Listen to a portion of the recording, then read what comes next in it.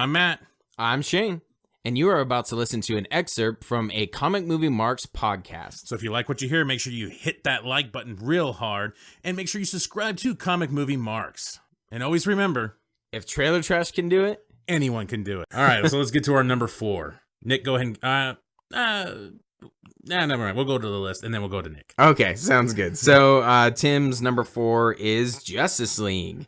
And then Mike's number 4, Lego Batman. I feel like we're starting to... This is kind of the middle of the road for everyone.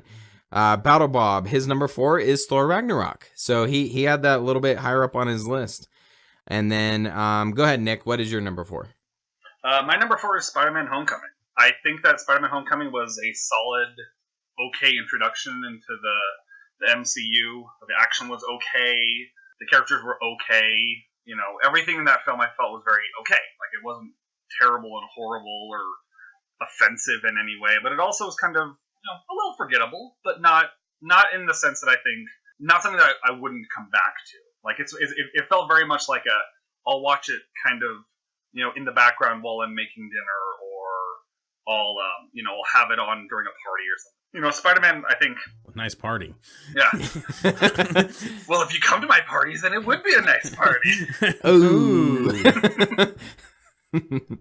No, but, like, it overall, like, I didn't really have any problems with Spider-Man. I think that it was just an completely average film. It didn't hurt anything. I liked all the characters. I liked Michael Keaton as the Vulture. I thought he did a really good job. I liked Tom Holland as Peter Parker.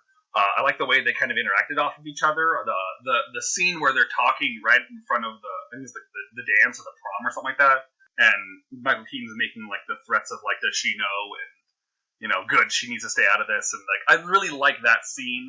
The best scene in the Marvel Cinematic Universe. It's definitely up there. I mean, that's definitely one of the better scenes. Without action, is what I said. Yeah, without action. Yeah, the best non-action scene in the Marvel Universe to me. Yeah. Is that car ride scene. I'll think about that one, but that's a good one. I don't know. Anyways. Nick, how many times have you seen Spider-Man Homecoming? You know, I've only seen it once, to be honest. Okay. Like that, okay. And I think that actually speaks to the film itself as well. Is that I tend to watch, you know, especially when they come out like on DVD or Blu-ray, I tend to watch stuff, you know, kind of in the background while I'm doing other things pretty regularly. And Spider-Man is one where I'm like, you know what, I'll watch it, but I'm not really excited to watch it again. I think it'll just be more like okay, that was fine. Yes, again, like I said, Spider-Man. I like the scene where he's trapped in like that big bunker with the suit and kind of learning all about the suit and talking with the AI in the suit. And the Washington Monument scene was pretty cool too. But you know, and the humor was pretty decent. I liked the little Captain America cameos. Whether you're in the classroom or on the know him too? Yeah, we met. The difference between success I stole the sheep. or failure. Today, my good friend, your gym teacher, will be conducting the Captain America Fitness Challenge. Thank you, Captain. I'm pretty sure this guy's a war criminal now, but whatever. I have to show these videos. It's required by the state. Let's do it. You know, especially, I will say, like, the stinger at the end of Homecoming was really good, though. I liked Captain America, like, let's talk about patience. And then just being all let down by, like, it not being anything that's, like, relevant to the MCU was, like, right. theme. Like, I thought that was really clever. But, like I said, I didn't think it was a bad movie. It was just kind of a okay movie. It's all, like a B-, like a C. Like, it's fine. It's not great. It's not terrible. I'll watch it again. But very much middle of the road, I think, for me. And probably one of the lower ends of, you know, kind of the Marvel movies. Not Thor 2 bad, but, you know, or Incredible Hulk bad, but definitely not anything to, like, ride home in. Oh, well, we'll get there. so my number 4 is Spider-Man. Okay, so that's actually a pretty good way to describe my number 4 is Justice League. I wanted so bad for this to be the movie of the year. And there were some aspects of Justice League when I walked out, and I still think it's 3.7. I think is what I gave it.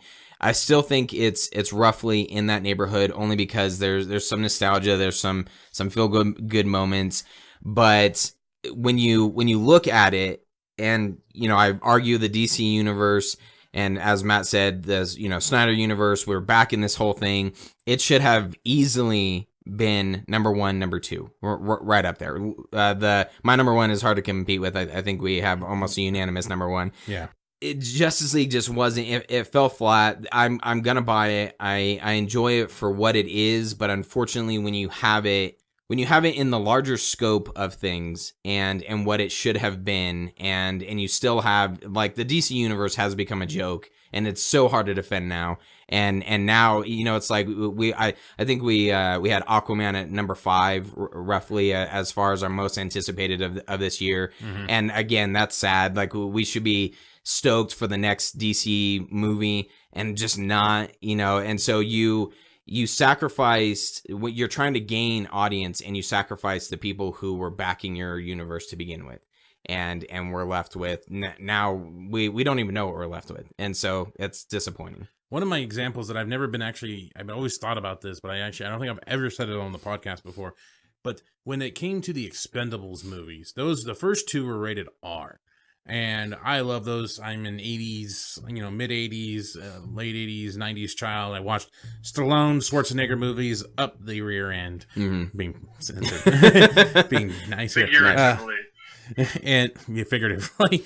And those were my favorite types of movies. And then when Expendables 3 came out, they pushed so hard to go for the PG-13 rating.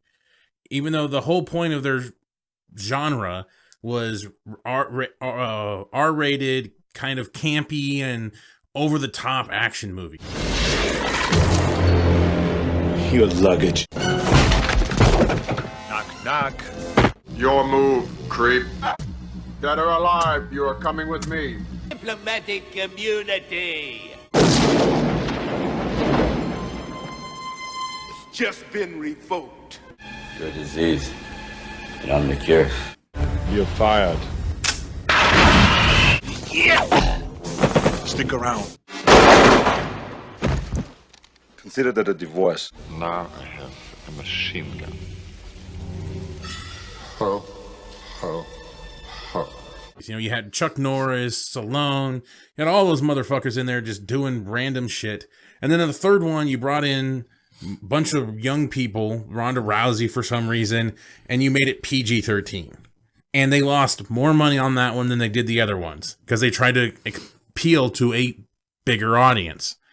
And instead, all they did was alienate the audience. Like me, I never watched Expendables 3. I think I've seen like a little bit of it, but I've never really watched it because it's not my Expendables. And they alienated the whole group of people that are those 80s, 90s childs that watched those movies. And they screwed them over. So no one went and watched it. It bombed like a motherfucker. And again, DC did the same thing, or Warner Brothers in this case did the same thing. Yeah, I was just about to ask, who's the parent studio of Expendables? I don't know. Lionsgate does the movies. I don't know who owns Lionsgate or if Lionsgate's its own studio or not. That I don't know. Yeah, I don't know if there is a parent company to Lionsgate. I'm sure probably Warner Brothers. Yeah, there's only like 3 fucking studios at this point. Right. Yeah. Disney, Universal, and Warner Brothers. That's it. yeah, pretty much. So. Yeah, wow, that's a great comparison. No, you have not brought that up on this podcast, but yeah, that is a fantastic comparison. And that's what you do. You alienated the people that really loved your movie. In trying to broaden it, you ended up fucking over you ended up beeping over your core audience, the core people who loved your movies for what they were. Exactly. Again, I don't know why they did it, but who knows? Well, whatever. Yeah. You tried to do that and you failed, and hopefully you pull your thumb out of your ass and just be like, hey, look what, Fox is going bye-bye, but look what Fox is doing. They're making a movie called New Mutants that no one knows what the fuck that is. I know. It's going to be a horror movie with like little like children and teenagers and people getting tested on. Like no one have a fucking clue what that is, but yet I'm more pumped up for that movie. I know it was like number 2 on my most anticipated, but like I just think about that movie, like it is going to be so different from anything we've seen before. I really hope it's good, because it seems and it seems so out of character for what New Mutants the actual comic book is, that it's just like we'll see. You mean like Ragnarok? Yeah, see, Ragnarok is a good culmination of different things. Wow, wait a you got him stuttering. Well. Stuttering Stanley. Stuttering Stanley. That's a great reference. What's your number 4, Matt? I don't think you ever gave it. No, I don't think I did. Shit, we went more on a Justice League tangent. Number 4 for me is Lego Batman. Now, when we reviewed this, we went, I don't know why, but a bunch of grown men treated a child's movie like it was a fucking serious movie.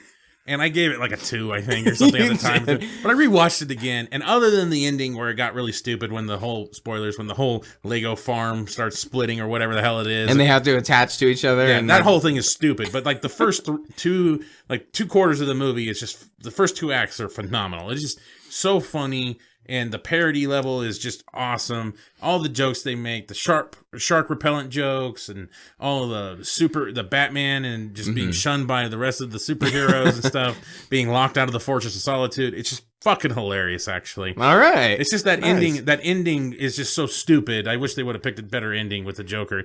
I didn't care for this whole love fascination he had with the Joker. Like the Joker needed to be, I don't know, like loved or something. Yeah. He's like, I like fighting other people or something like that. Right. It's not you, it's me. It's like it became this like weird couple thing. Yeah, it was just like no. I get you're trying to parody and make fun of the whole thing and everything, blah blah blah. You know, the whole Heath Ledger thing. You complete me, like thing and stuff like. No. We did that. That was whole stupid. But the rest of it was phenomenal. Ignore our review on that because a bunch of grown men treated a child's movie. No, listen to it. Like it was fucking. We dissect fucking Lego Batman. I let the stupid internet get to me about everybody saying it's the best DC movie in so long. I agree. This is the best Joker we got in like fucking whatever since Heath Ledger. My Little Pony is not good enough. It needs to be a serious and brooding movie. Yes, it did. Yes, it did. And they make fun of that. When Alfred's like, I seen you like this in 2016, 2015. It's fucking great. The Burning Sage. All right, man. So let's get to number 3. All right. Now we're getting into the top half of the list. So Tim's number 3 is Spider-Man Homecoming. Mike's number 3 is Wonder Woman. Battle Bob's number 3 is also Spider-Man Homecoming. I had to reread that. You really confused me there for a second. Yeah. Threw me for a loop. I was going to say also Guardians of the Galaxy. And Nico, what is your number 3? My number 3 is Thor, Ragnarok. Who the fuck is this asshole? I actually did enjoy the humor of Thor. I thought that it did hold up really well, and I definitely had me laughing verbally, not just like a little chuckle, but like straight up laughing my butt off. Like when the Hulk or Bruce Banner jumps out of the plane and lands on the bridge, and you know, like it's those little things. You know, I don't think it was a perfect film. I do think it's the best of the Thor movies. That's for sure. Meh. Yeah. I think I beat him when he wants to say, "I want a horse." We have dogs and cats. Give me one of those big enough to ride. That's pretty funny. That's funnier than anything in Ragnarok. Yeah. I liked Ragnarok. I liked the banter between him and the Hulk. I think that they did a lot of really good character development on the Hulk in Thor Ragnarok that I think really hadn't been done. I mean, there was a little bit of it in Age of Ultron, but it was kind of like just minor. But I think this one actually gave a good like understanding of what the Hulk was. I liked the fact that Thor ended the movie without it being a traditional ending. You know, not just like we beat the bad guys and it's over, but actually turned it into like, we can't actually win here, but find a way to get around that. Hela is too strong for us, so let's find a way to actually make this having interesting ending, which I would argue the same thing for Doctor Strange, but that's a whole other conversation. Yeah, it's kind of, I was just thinking that. I'm like, that's the same argument for Doctor Strange, and I think both of them are fucking stupid. We want things to get beat up and then beat up the other one, and that's it. Whole world gone crazy! Am I the only one around here who gives a shit about the rules? Okay, sure. Perfect. I liked it. I thought that it held up really well. I think when we talked about this a little bit earlier in the year, you know, I was a little hesitant on the whole why Odin just kind of poofed and vanished. But I mean, whatever.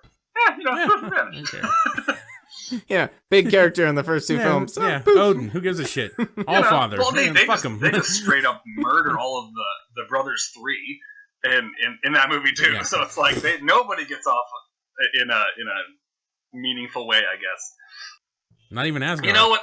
again, Oh, look at the foundation. It's gonna still be strong. Foundation. Oh, no, not anymore. the foundation is its people. Remember, it's not a land; it's its people. Okay, fair, but that would hold so much more weight had fucking Asgard actually not been a punchline. You know, Asgard was always, I think, in all of the movies, kind of a underdeveloped location, anyways, and so I'm okay with them kind of axing it off.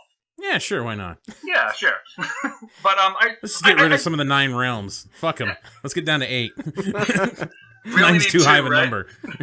No, but I really liked Thor. I thought it was really funny. I liked the action. I love the visuals. I will say that. I thought that I liked that it had kind of almost like a 60s or 70s vibe. I liked that it was Kinda was like able to Guardians of the actually. Well, we'll get there. But I really enjoyed Thor. I thought that it was really enjoyable. I thought that I had a really good time with Thor. The action was good. I loved. I always forget his name. Is it Korg? I think is the Rock character. Yeah, Korg. That's played by the director. I liked him. I thought he was just hysterical. But overall, I thought Thor was definitely one of the more fun movies, and I think that it was definitely one of the better ones of this year. So You really want to use the word fun? I do. Yes, I just did. Because girls just want to have fun. Damn right There's I your do. 80. You know, the thing with Thor is some of the parts that did make me laugh. I realized in our review, and I think we kind of in the moment realized is like it was all physical, like body comedy. Like Yeah. when Banner does like skip like a fucking rock off of Rainbow Road. That was kind of funny because he just like you expect him just to plop, kind of like the Incredible Hulk, where he just plops into the fucking street. But no, he like skipped. No, he bounced. Yeah, yeah, he got bounce to him and shit. And then like I don't know why, but honestly, probably the funniest part to me was the get help. Hey, let's do get help. What? Get help? No. Come on, you love it. I hate it. It's great. It works every time. It's humiliating. Do you have a better plan? No. We're doing it. We are not doing get help. Get help! Please! My brother's dying! Get help! Help him! Oh, classic. Still hate it? It's humiliating. No, not for me, it's not. Right, yeah. The get help scene. Yeah, because more body humor, like you said. because that one just totally. My problem with Thor in some general was that it was very predictable. A lot of the jokes I could see coming a mile away, and even except for the really shitty ones, like pulling a fucking towel over your face or whatever it was, like that was even beyond my scope. Like I could not even. No one could see that coming. Yeah, I didn't see that one coming, but. The get help one just surprised me so much. Just, but he needs help. He needs help, and he just help him. Just chucks them at the guys. Oh man, it's stupid because once again, why would those fuckers even care if they need help? Like, it doesn't make sense. Like they want him dead, so fuck good. He's dying. Like pop him while he's limping, you know. But anyway, it's still totally that part, catches you off guard. And, no, that part was definitely that one I can remember out of all the jokes, the skipping off the Rainbow Road and that one are like the only two that live with me, and maybe the orgy comment. Well, yeah, because that you're like, holy shit. Oh, and the ball being thrown off the wall or off the window and hitting him in the face. That wasn't funny. Right, you remember it for the But wrong I remember reasons. how fucking terrible it was. Yeah. And so that just seems to be my level, my degree, where I'm like, Aquaman's going to be throwing a ball, and it's going to bounce and hit him in the face and knock his fucking weave off. You didn't like the fact that Loki was falling for 30 minutes straight? No. No, you don't like Doctor Strange, so that's okay. Yeah, I hate Doctor Strange. Actually, did you watch How It Should Have Ended? Yeah, I did actually. I watched that today. That was hysterical. Yeah. And then they just she'll be falling for a very long time. Yeah. They have Doctor Strange pop up after Hela breaks the hammer, and he's like, and she's like, kneel. He's like, oh yeah, and he just does that falling thing to her. He's like, oh, I should just be falling for a while. And he reverts time, makes the hammer back, and like, everything's good to go. That's awesome. It's really good. So I'll check that out. It was pretty stupid. It just made you realize how I can't not believe they just fucking made Anthony Hopkins dust. Like, that's just, anyway. God damn. Out of all of these movies, I have seen them more than once except for Thor. And it's probably going to stay that way. Yeah. Even though there was, because we have some future content that we may try to do depending on how it works out and how it goes. But I did think about doing that with the thing we were planning to do with Man of Steel. Just to do a burn fest. Okay. And no, that should be for Doctor Strange. You think Doctor Strange is worse than Thor Ragnarok? From my recollection. I mean, Doctor Strange is bad, but Thor Ragnarok just like insulted me. All right, on that note, my number 2, or wait, my number 3. Oh shit, yeah. Yeah, and I don't think you can give it your number 3 yet either. So I'm in line with Tim and with Battle Bob as well. My number 3 is Spider-Man Homecoming. Nick, the reason why I asked you if you've seen Spider-Man Homecoming more than once, not that your second viewing is any better the second time around, because I keep telling you to watch Batman vs. Superman Ultimate Edition again. Absolutely not. I think we will. I think it's gonna be for the show, Nick. It's important. you got to do it. I'm sorry, but I can't come in. I have a case of Sanderson. Sorry. Oh Wow. I think you just need the right crowd. Yes. You can't be surrounded by your Captain America t-shirt and shit while you watch it. Agreed.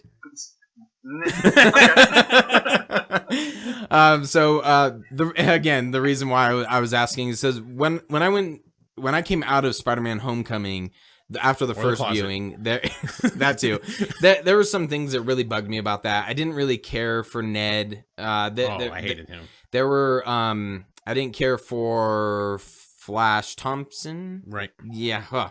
Yeah. I wanted to say Flash Gordon. Flash Gordon.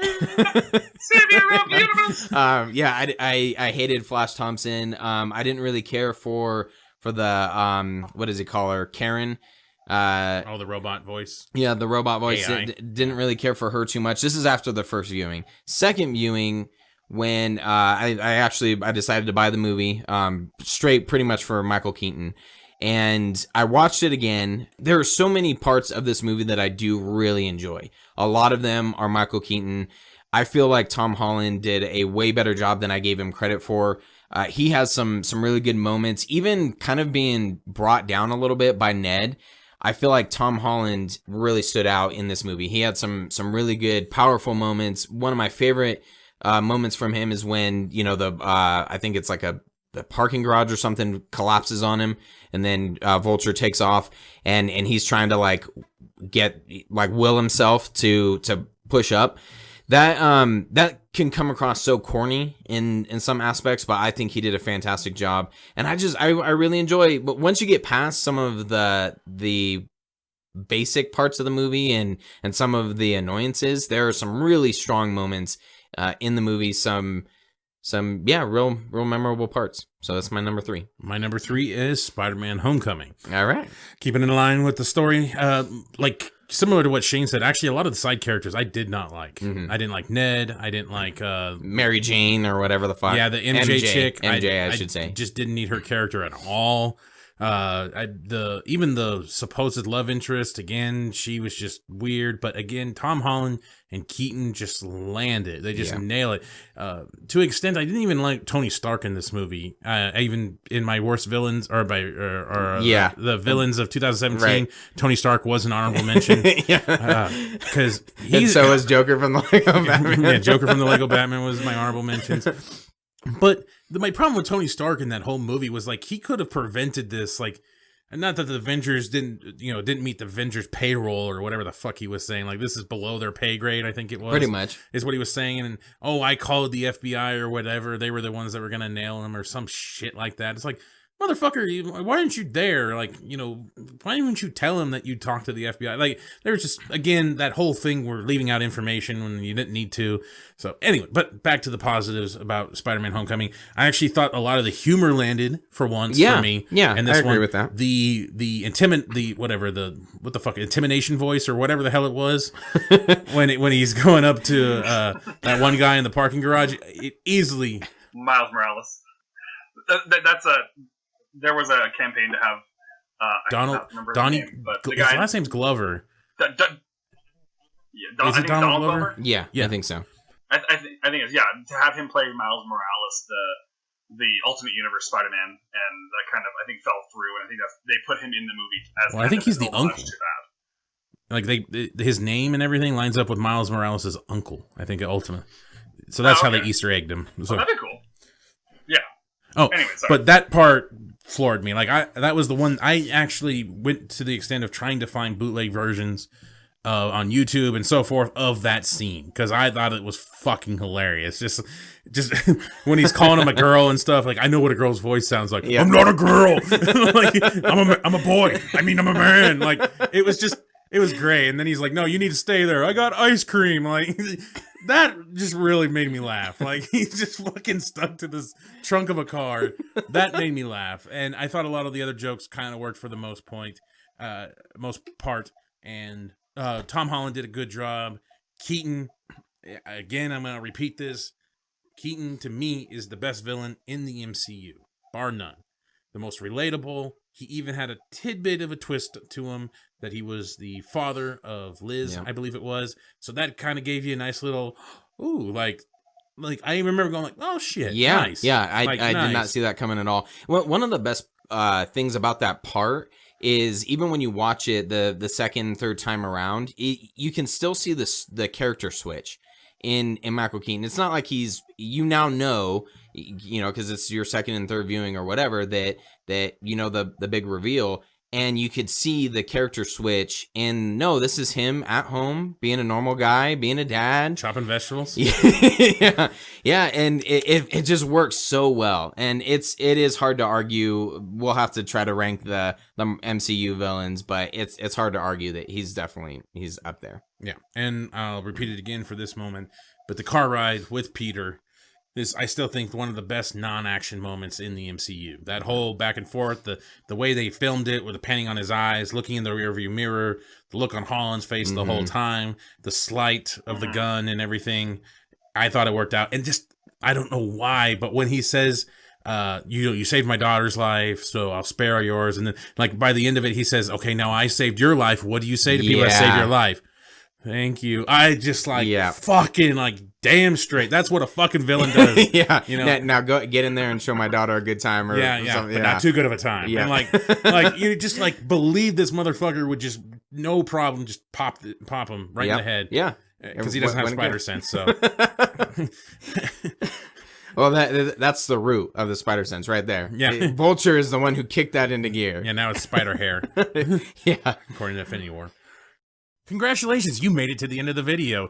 You're one of very few to make it to the end. Yes, thank you very much. Make sure you hit that like button and subscribe to Comic Movie Marks Podcast and hit the notification bell. All these fucking YouTube channels say this shit, so I'm going to say it now. Yes, it's perfect. And if you want to hear our full podcast, you can check out our podcast on iTunes or any other podcast subscription service. Make sure you subscribe. Thanks again.